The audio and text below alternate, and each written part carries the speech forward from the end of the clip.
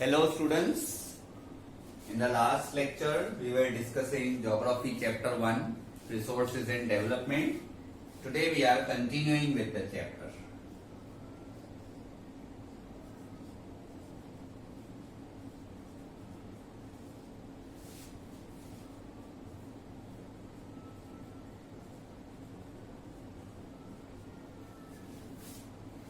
Students, we were on page number 3 and we were on the end of page number 3. Agenda 21 was the last thing we had discussed. Now today we are starting with resource planning. अब resource planning क्या है students? तो planning is the widely accepted strategy for judicious use of resources. Judicious मतलब proper use. जितने resource की जरूरत हो उतना ही उसका यूसेज होना चाहिए. तो judicious means use as per required. उसके लिए प्लानिंग करना बहुत जरूरी है. Resource planning it has importance in a country like India which has enormous diversity in the availability of resources. There are regions which are rich in certain type of resources but deficient in some other type of resources. There are some regions which can be considered self-sufficient in terms of availability of resource, and there are some regions which have acute shortage of some vital resources. For example, the states of Jharkhand, Chhattisgarh and Madhya Pradesh. They are rich in minerals and coal deposits. तो ये अलग अलग states में हमारे India में किस तरह से डाइवर्सिटी है रिसोर्सेज की, ये बताया गया है स्टूडेंट्स. तो यहां पे एग्जाम्पल दिया गया है झारखंड, छत्तीसगढ़, मध्य प्रदेश. इन तीनों स्टेट्स में क्या है? मिनरल्स ज्यादा है, कोल ज्यादा है. अरुणाचल प्रदेश में क्या ज्यादा है? वाटर रिसोर्सेज ज्यादा है, लेकिन इंफ्रास्ट्रक्चर की कमी है. राजस्थान में सोलर और विंड पावर बहुत ज्यादा है, लेकिन वाटर रिसोर्सेज की कमी है. यू नो डेट राजस्थान में बारिश कम होती है. In the same way cold desert of Ladakh ये बाकी पूरे कंट्री से अलग है. वहां पे कल्चरल हेरिटेज काफी ज्यादा है. काफी सारे बुद्धिस्ट टेम्पल्स है, मोनेस्ट्रीज है, कल्चरल हेरिटेज काफी ज्यादा है, बराबर. लेकिन बाकी कोई रिसोर्स वहां पे नहीं है. This calls for balanced resource planning at national, state, regional and local levels. तो चारों लेवल्स पे, नेशनल, स्टेट, रीजनल मतलब सिटी वाइज या डिस्ट्रिक्ट वाइज, और लोकल मतलब कम्युनिटी या सोसाइटी वाइज, हर लेवल पे रिसोर्स प्लानिंग करना बहुत जरूरी हो जाता है. Now resource planning in India. तो यहां पे ये 3 स्टेप्स है स्टूडेंट्स. ये पैराग्राफ मोस्ट इंपॉर्टेंट है, रिसोर्स प्लानिंग इन इंडिया. ये आपको 3 मार्कर में पूछा जाएगा और आपको ये तीनों पॉइंट एज इट इज लिखने पड़ेंगे, लर्न करने पड़ेंगे. तो सबसे पहली चीज है रिसोर्स प्लानिंग इन इंडिया में identification and inventory of resources across the regions of the country, जिसमें surveying, mapping, quantitative estimation and measurement of resources है. तो सबसे पहला जो है रिसोर्स प्लानिंग में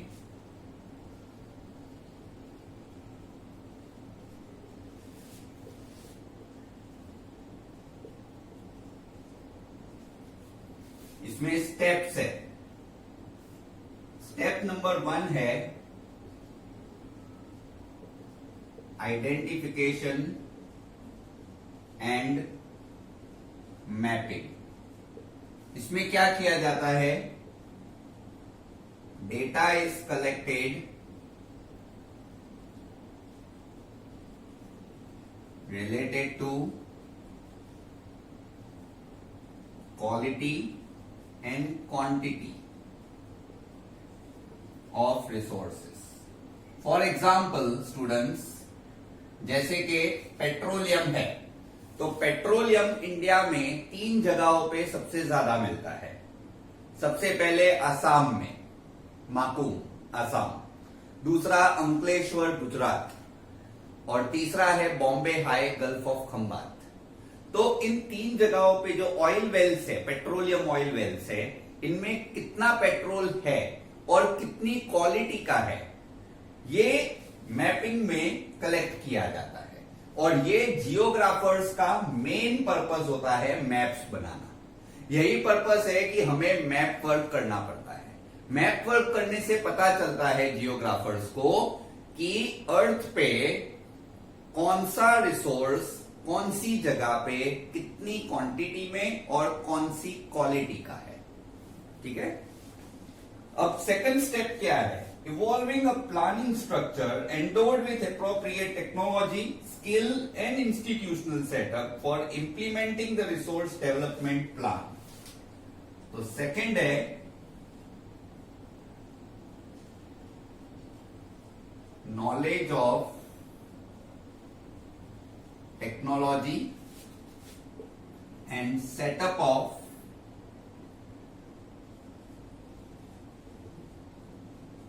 institutions। तो यहां पे knowledge of technology is equally important. Resource कहां पे है, कितनी क्वांटिटी या क्वालिटी का है, ये तो पता होना ही चाहिए। अब उस रिसोर्स को निकालने के लिए जो टेक्नोलॉजी है उसका भी नॉलेज होना जरूरी है। वो रिसोर्स निकालने की परमिशन है कि नहीं, वो सरकार का होना भी जरूरी है। So setup of institutions of governance, the organs of government, कि भाई उस जगह की गवर्नमेंट उस रिसोर्स को निकालने की परमिशन देती है कि नहीं देती है, तो उस गवर्नमेंट का सेटअप होना भी जरूरी है, उन इंस्टीट्यूशंस का सेटअप होना भी जरूरी है। And thirdly,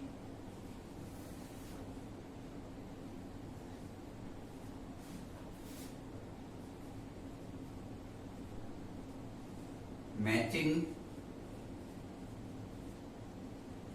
resource development with national development. This is the most important step students. ये एक्शन ओरिएंटेड स्टेप है। थर्ड वाला जो स्टेप है ये एक्शन ओरिएंटेड। पहले दो स्टेप्स तो खाली ऑन पेपर होते हैं, थर्ड वाला स्टेप एक्शन ओरिएंटेड है। थर्ड वाले स्टेप में हम क्या करते हैं, एक्चुअली में रिसोर्सेस का डेवलपमेंट करते हैं। जैसे पेट्रोलियम है तो उसको रिफाइनरी तक लेके जाना, उसमें से सारे कंपोनेंट्स अलग करना, पेट्रोलियम के जो डिफरेंट फ्रैक्शनल डिस्टिलेशन के कंपोनेंट्स है उनको अलग करना और उनको नेशनल यानी कंट्री के डेवलपमेंट प्लान के साथ जोड़ना। तो ये एक्शन ओरिएंटेड प्लान है, matching resource development with national development. Right, पहले दो जो चीजें हैं वो ऑन पेपर होती है, भाई नॉलेज है कि नहीं, जियोग्राफी में भाई मैपिंग बना दिया है, मैप्स बना दिए, उसके हिसाब से नॉलेज बना दिया, इंजीनियर्स की लिस्ट बना दी, अलग अलग गवर्नमेंट परमिशंस की लिस्ट बनाना। लेकिन ये जो थर्ड पार्ट है ये एक्शन ओरिएंटेड है, इसमें सच में रिसोर्स को निकाल के यूज करने के प्लान्स होते हैं। So this is the action oriented step and it should contribute to the development of the country. तो ये 3 पॉइंट्स है students which we have discussed. Now, India has made concerted efforts for achieving the goals of resource planning right from first 5-year plans launched after independence. The availability of resources is a necessary condition for the development of any region, but mere availability in the absence of corresponding change in technology and institutions may hinder development. There are many regions in our country that are rich in resources, but they are included in economically backward regions.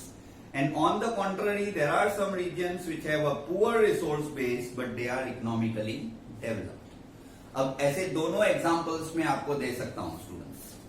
India में जो Chhattisgarh basin है, छत्तीसगढ़ का state है, it is considered as a poor state of India. लेकिन अगर natural resources की बात करें तो उसके नीचे हम आने वाले ज्योग्राफी के चैप्टर्स में पढ़ेंगे, उसमें बहुत सारे मिनरल्स हैं।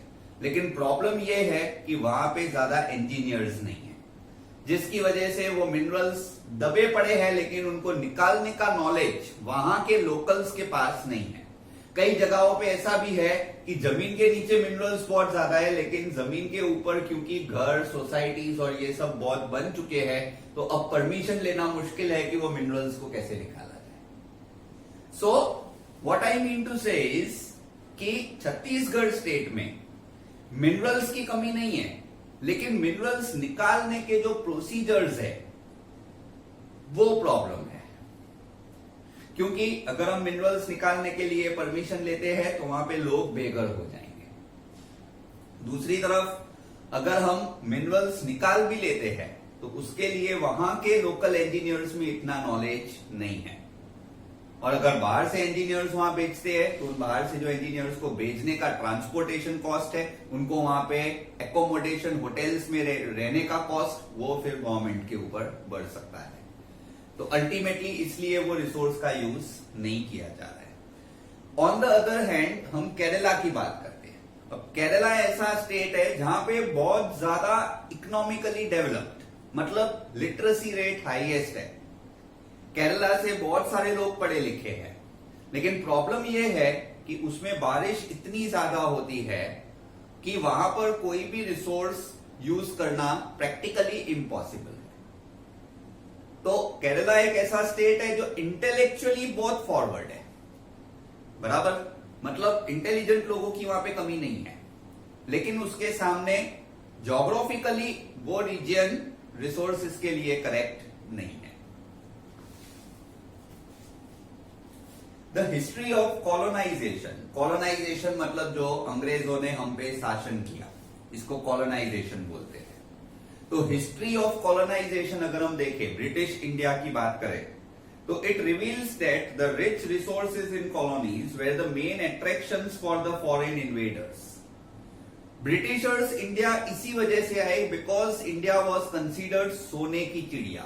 सोने की चिड़िया मतलब the land of golden sparrow. क्यों इंडिया को लैंड ऑफ गोल्डन स्पैरो बोलते थे? क्योंकि इंडिया में रिचनेस बहुत ज्यादा थी, रिच डाइवर्सिटी बहुत ज्यादा थी।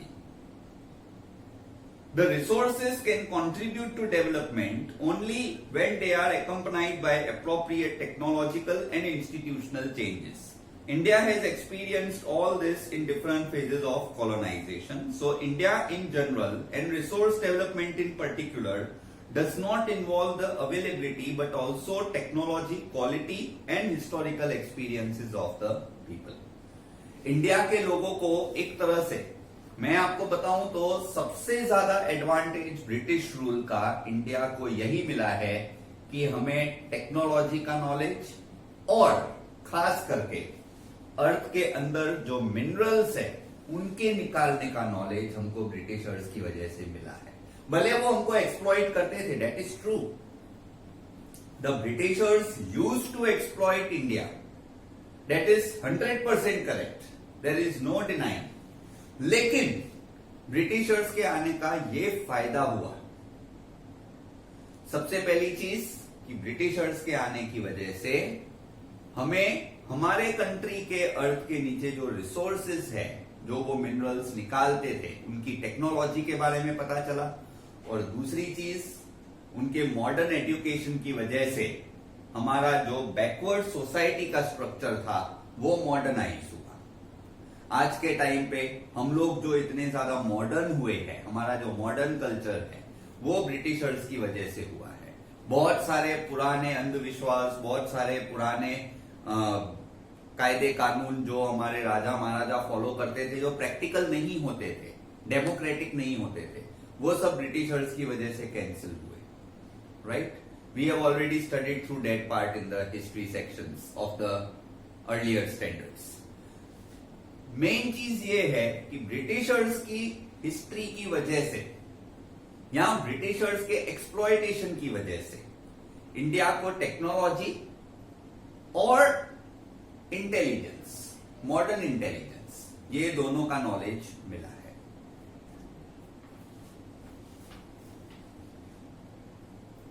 Now next is conservation of resources. अब देखिए रिसोर्सेज का irrational consumption and overutilization, it can lead to socio-economic and environmental problems. Just underline this line, this is very important line.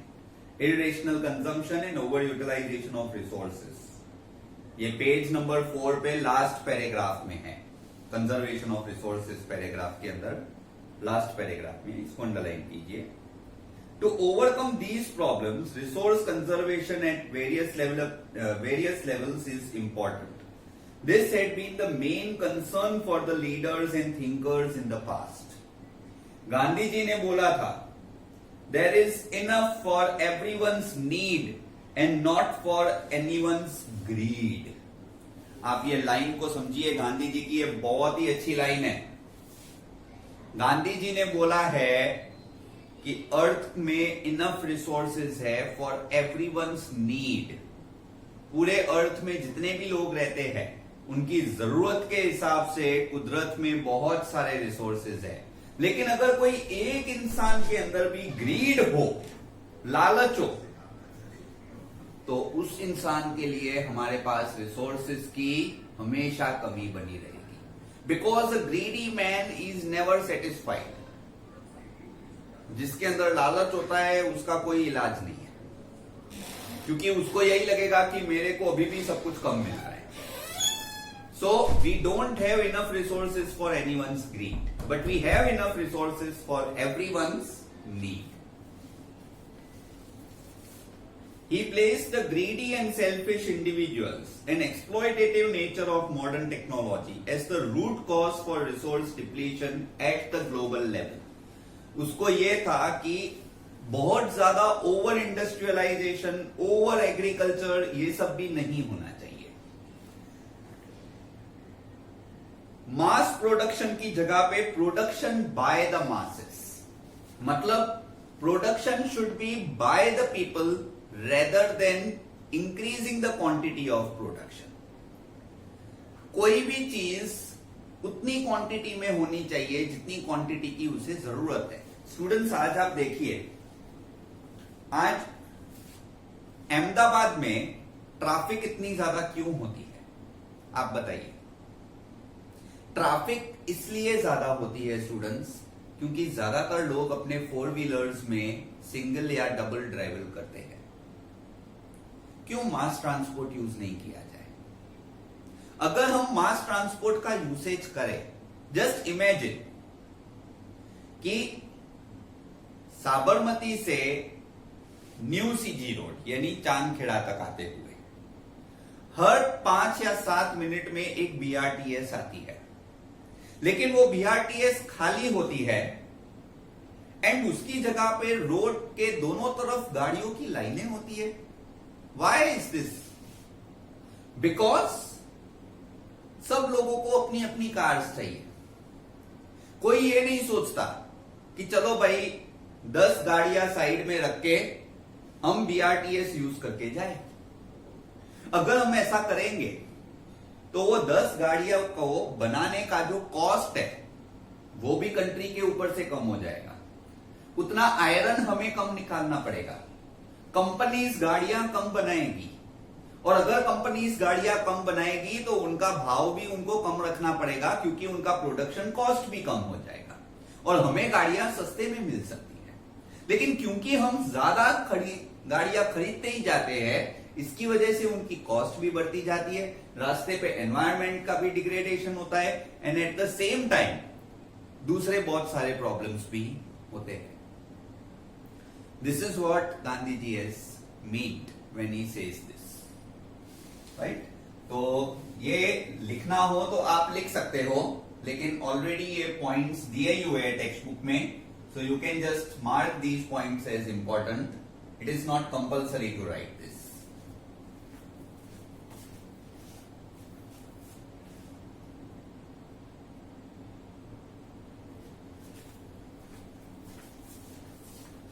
Now students, the next topic that we have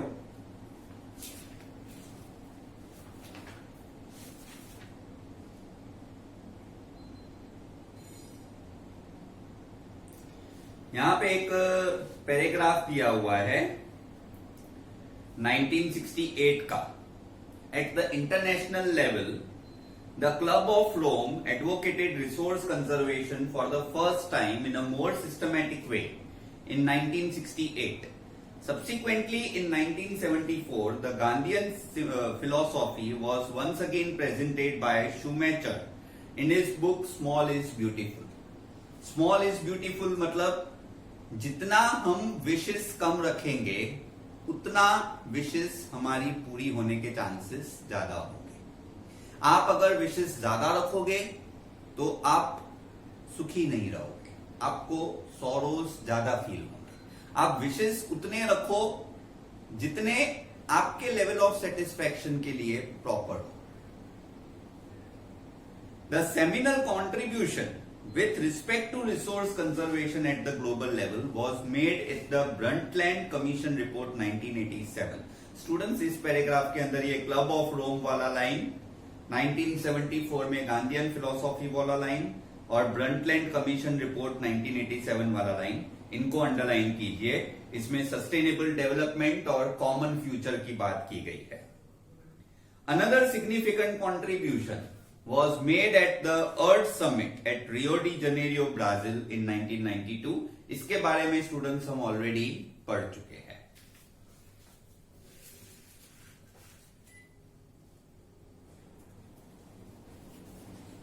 Now the next topic that we have is land resource.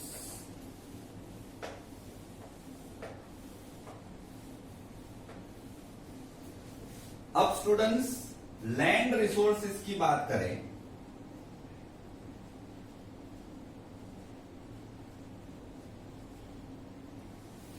we live on land, we perform our economic activities, we use it in different ways. हम land पे रहते हैं, सारे economic activities चाहे वो industries हो, agriculture हो या टर्शियरी सेक्टर हो या ट्रांसपोर्ट हो, कोई भी एक्टिविटी हो, इट इज लैंड बेस्ड। तो land is a natural resource of utmost, मतलब सबसे ज्यादा इंपॉर्टेंट रिसोर्स है land. It supports natural vegetation यानी forest, it supports wild life, human life, economic activities, transport and communication. However land is an asset of finite magnitude, मतलब land is finite, मतलब fixed in quantity. Finite मतलब fixed quantity. Therefore, it is important to use the available land for various purposes with a careful planning. अब India में ये land तीन तरह का है, mountains, plateaus and plains. Mountains जो होते हैं वो इस तरह के होते हैं, जैसे पीक होता है। Plateaus are table land, you know this, इस तरह से होते हैं प्लेट्यूज। एंड प्लेन्स जो है वो सीधी जमीन होती है, ठीक है। तो इंडिया में माउंटेन्स जो है ये 30% है, planes are 43%, so 43 and 30 it is 73, so plateaus are 27%, ठीक है। अब माउंटेन्स के अंदर क्या है? माउंटेन्स के अंदर पेरिनियल रिवर्स और दूसरी चीज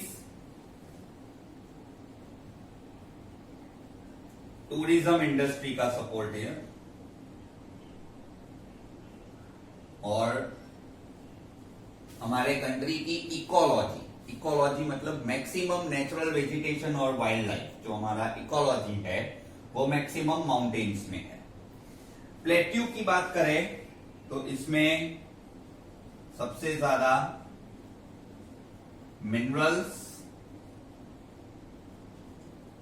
फॉसिल फ्यूल्स और फॉरेस्ट, ये प्लेट्यूज में सबसे ज्यादा है। और प्लेन्स की बात करें तो इसमें सबसे ज्यादा एग्रीकल्चर, इंडस्ट्रीज और हाउसिंग फैसिलिटीज। तो स्टूडेंट्स, ये इंडिया के तीन तरह की जो लैंड फॉर्म्स है, माउंटेन्स, प्लेट्यूज और प्लेन्स, और उनमें होने वाली एक्टिविटीज, ये मैंने यहां पर लिखी है। आप ये चार्ट जो है ये आप टेक्स्ट बुक में कहीं पर भी स्पेस हो वहां पे आप बना सकते हैं। यहाँ पे ऑलरेडी पाई चार्ट में इनका परसेंटेज लिखा है, आपको सिर्फ इधर नीचे कहीं पर माउंटेन्स के ये 3 फैक्टर्स जो वहां पे पॉसिबल है, प्लेट्यूज में क्या 3 चीजें हैं और प्लेन्स में क्या 3 चीजें हैं, वो आपको यहाँ पे पाई चार्ट के अराउंड नोट करना जरूरी है। इतना आप नोट डाउन कर लीजिए।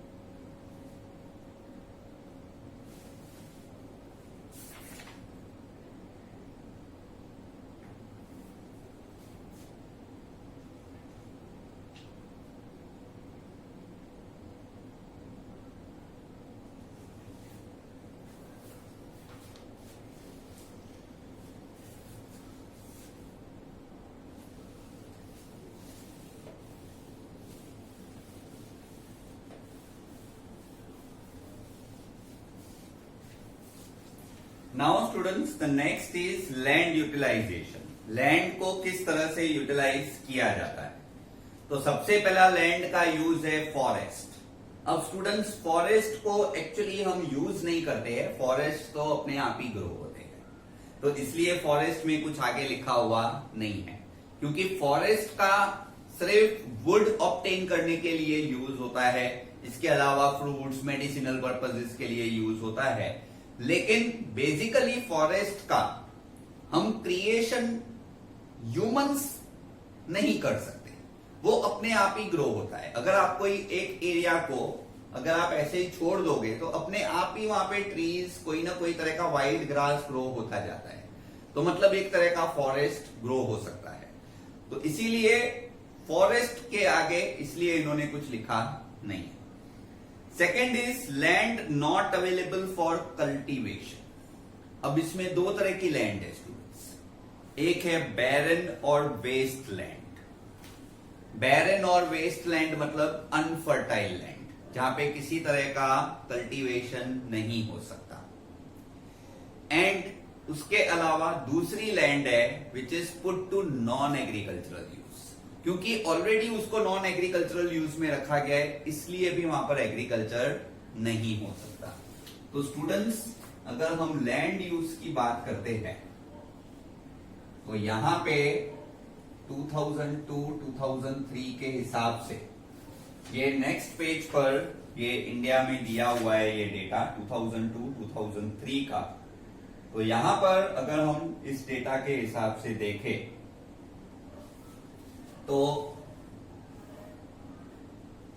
फॉरेस्ट जो है इट इज 22.57%। फिर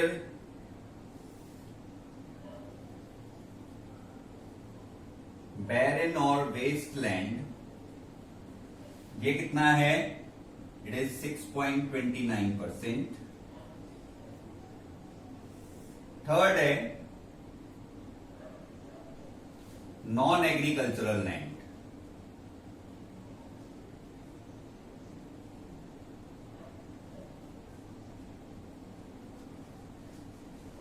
ये है 7.92%। नॉन एग्रीकल्चरल लैंड मतलब जिसमें इधर लिखा हुआ है non agricultural uses, building, road, factories ये सब बनी हुई हो। इसके बाद आता है परमानेंट पेस्ट्योर्स,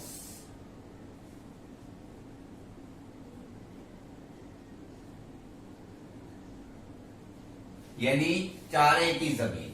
चारा मतलब गाय, भैंस, बैल, बकरी, इन सबको जो हम चारा खिलाते हैं। मिल्क एनिमल्स यानी कैटल को जो हम ग्रास खिलाते हैं, वो वाली जमीन ग्रासलैंड भी बोलते हैं इसको। तो ये परमानेंट पेस्ट्योर और ग्रेजिंग लैंड ये इंडिया में है सिर्फ 3.45%। ठीक है। अब नेक्स्ट है एरिया अंडर ट्री क्रॉप्स।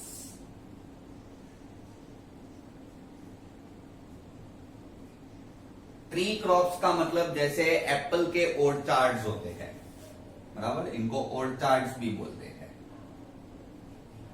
बराबर। तो इसके अंदर हमारे इंडिया में प्लांटेशन एग्रीकल्चर में एरिया है 1.10%। ये क्रॉप्स नहीं होते, ये ट्री क्रॉप्स बोलते हैं, मतलब एक ही टाइप के पेड़ जो बहुत सारी जगह पे ग्रो होते हो, इसको हम प्लांटेशन एग्रीकल्चर भी बोल सकते हैं, and it is also called orchard farming. फिर नेक्स्ट आता है कल्चरेबल वेस्ट लैंड।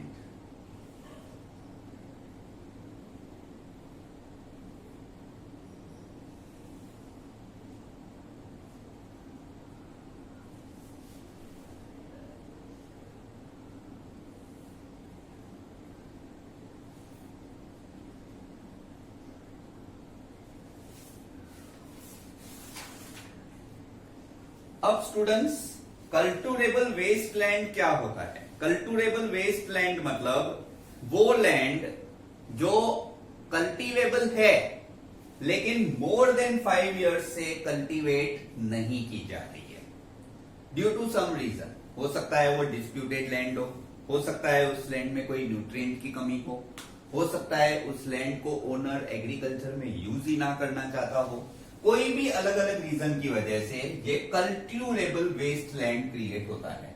ये मोर देन 5 इयर्स अगर किसी फर्टाइल लैंड पे क्रॉप्स ग्रो ना किए जाए, ऐसे ही छोड़ दिया जाए, मतलब ये वेस्ट लैंड है नहीं, है कल्टीवेबल, लेकिन किसी और रीजन की वजह से इस पे कल्टीवेशन नहीं किया जा रहा है। तो ऐसी लैंड हमारे इंडिया में है 4.41%। एक्चुअली स्टूडेंट्स ऐसी लैंड होनी ही नहीं चाहिए। मेरा मानना तो ये ऐसी लैंड में ये परमानेंट पेस्ट्योर्स ग्रो करे तो कैटल के लिए खाना इनफ हो जाता है, मेरा मानना तो ये है। पर इंडिया में ऐसी भी बहुत सारी लैंड है, जबकि गवर्नमेंट का लॉ है कि कोई भी फर्टाइल लैंड, एग्रीकल्चरल लैंड को ऐसे ही छोड़ तो बिल्कुल नहीं सकते, ये केस हो सकता है। लेकिन फिर भी इंडिया के कुछ एरियाज में, क्योंकि इतने रिमोट एरियाज है, पुलिस स्टेशन भी नहीं है, कोई तरह के लॉ वहां पे लोग फॉलो नहीं करते, तो इसलिए ऐसी लैंड्स क्रिएट हो जाती है। अब आते हैं फैलो लैंड पे। तो फैलो लैंड में दो तरह के फैलो लैंड होते हैं। फैलो लैंड, इसमें दो तरह के लैंड होते हैं। एक होता है करंट फैलो और दूसरा होता है अदर देन करंट फैलो। ठीक है। अब करंट फैलो लैंड इंडिया में है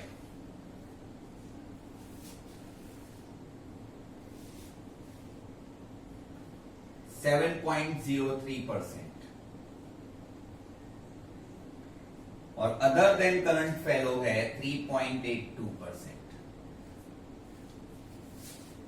अब ये सारी लैंड को अगर हम 100 में से माइनस करें, 100% में से हम ये सारे परसेंटेजेस माइनस करें, तो बाकी का जो लैंड बचता है वो हमारे पास बचता है NSA। NSA का मतलब होता है नेट सोन एरिया, और ये नेट सोन एरिया इंडिया में है 43.41%। तो स्टूडेंट्स, ये एरिया सबसे इंपॉर्टेंट है, नेट सोन एरिया। इसके अंदर हम क्रॉप्स ग्रो कर सकते हैं। ठीक है।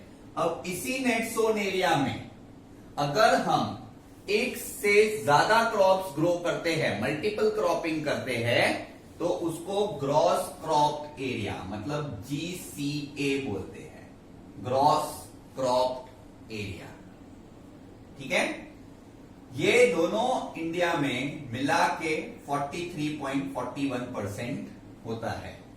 नेट सोन एरिया मतलब area where crops are grown. जो एरिया में क्रॉप्स ग्रो होते हैं वो नेट सोन एरिया है, एग्रीकल्चरल लैंड है।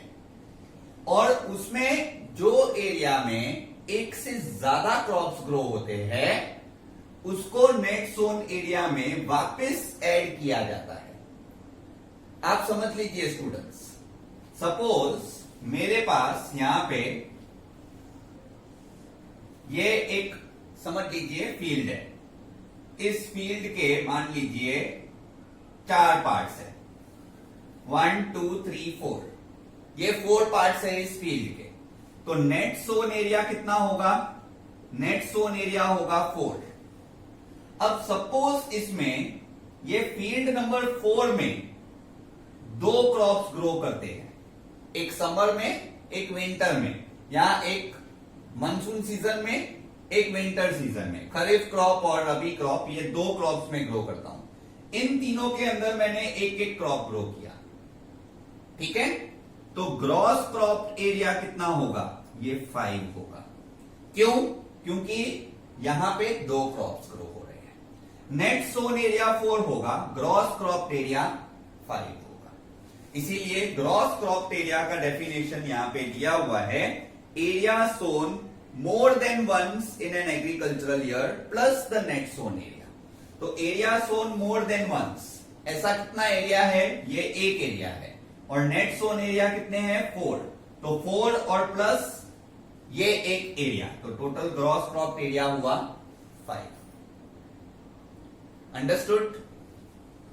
अब आप लोग ये पूरा जो चार्ट है ये आप लोग या तो नोटबुक में बनाइए या फिर आप लोग टेक्स्ट बुक में कहीं पर आप लिख लीजिए, या फिर आप एसएस के लिए जो भी आप बुक बनाने वाले हो उसके अंदर आप ये चार्ट बनाइए। Don't make any mistakes in making this chart.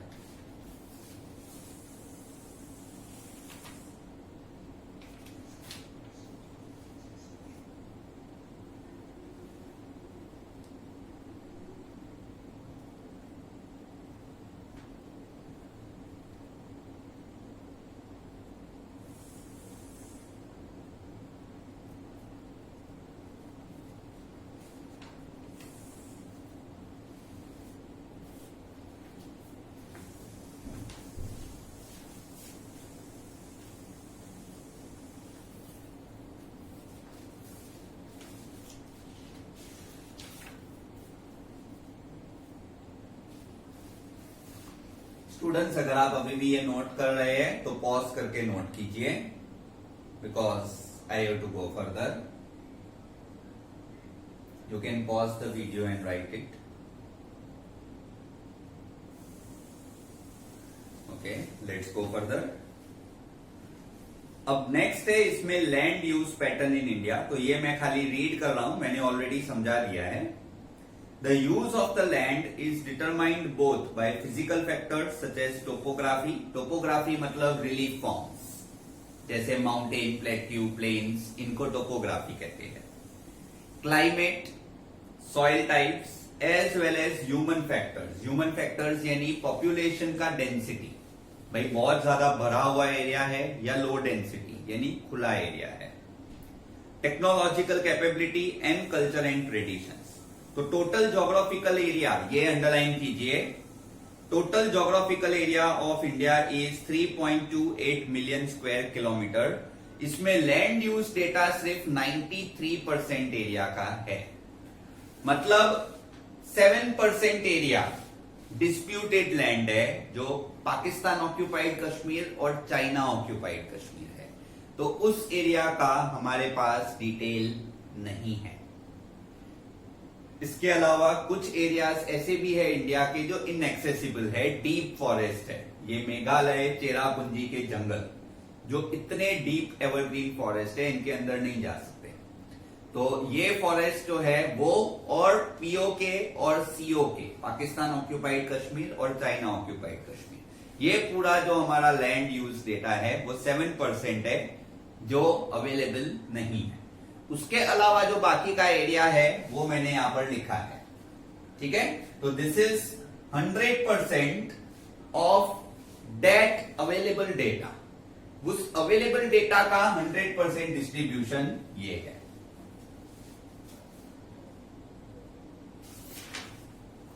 अब नेक्स्ट आता है इसमें, the land under permanent pasture has decreased. Most of the other than current fallow land are either of poor quality or the cost of cultivation of such land is very high. इसी वजह से इनको fallow land की तरह छोड़ दिया जाता है। फैलो लैंड का मतलब है स्टूडेंट्स, उसमें लैंड में कोई ऐसे न्यूट्रिएंट की कमी हो जाना जिस न्यूट्रिएंट को रिचार्ज करने के लिए 1-2 साल तक लैंड को छोड़ दिया जाए। इसका बेस्ट एग्जांपल है नाइट्रोजन। अगर सॉइल में नाइट्रोजन की कमी हो जाए तो फार्मर के पास 2 ऑप्शंस हैं। पहला ऑप्शन ये है कि वो पल्सिस का क्रॉप ग्रो करे। पल्सिस के क्रॉप ग्रो करने से राइजोबियम बैक्टीरिया जो पल्सिस के क्रॉप के रूट नोड्यूल्स में रहता है, उसमें नाइट्रोजन फिक्सेशन प्रॉपर्टी होती है। दूसरा ऑप्शन ये है नाइट्रोजन फर्टिलाइजर यूज करना, और तीसरा ऑप्शन ये है कि उस फील्ड को थोड़े दिनों के लिए छोड़ देना। थोड़े दिन नहीं, लेकिन थोड़े सालों के लिए छोड़ देना। अब अगर इसमें 1 ईयर के लिए छोड़ा जाए तो इसको करंट फैलो बोलते हैं, और 1 ईयर से ज्यादा के लिए छोड़ा जाए तो अदर देन करंट फैलो बोलते हैं। ठीक है, तो फैलो लैंड आपको पता चल गया। फैलो लैंड मतलब वो लैंड जिसपे एग्रीकल्चर नहीं कर रहे हैं। ठीक है, अगर 1 साल के लिए नहीं कर रहे हैं तो करंट फैलो, 1 से ज्यादा साल के लिए नहीं कर रहे हैं तो अदर देन करंट, और 5 साल से भी ज्यादा अगर नहीं कर रहे हैं तो वही लैंड हो जाता है कल्ट्यूरेबल वेस्ट लैंड। ये मैंने आपको ऑलरेडी बताया, culturable waste land more than 5 years अगर कल्टीवेशन नहीं कर रहे हैं। अब अगर हम इसमें देखें तो which land is cultivable once or twice in about 2 to 3 years, and these are included in the net sown area. तो percentage of net sown area increases to 54%. अब net sown area भी अलग अलग स्टेट में अलग अलग है। पंजाब और हरियाणा के लोग 80% लैंड को net sown area कंसीडर करते हैं, जबकि अरुणाचल प्रदेश, मिजोरम, मणिपुर, अंडमान निकोबार आइलैंड, इसमें लेस देन 10% एरिया ये नेट सोन एरिया है। मतलब पंजाब और हरियाणा में 80% लैंड एग्रीकल्चर में है, और अरुणाचल प्रदेश, मिजोरम, मणिपुर, अंडमान निकोबार आइलैंड्स में 10% से भी कम एरिया एग्रीकल्चर में इंक्लूड होता है। फॉरेस्ट एरिया हमारे कंट्री का ये एक मेजर कंसर्न है, क्योंकि यूएन के हिसाब से, यूनाइटेड नेशंस के हिसाब से किसी भी कंट्री का फॉरेस्ट एरिया 33% होना चाहिए मिनिमम, और इंडिया का 22% है, विच इज फार लोअर।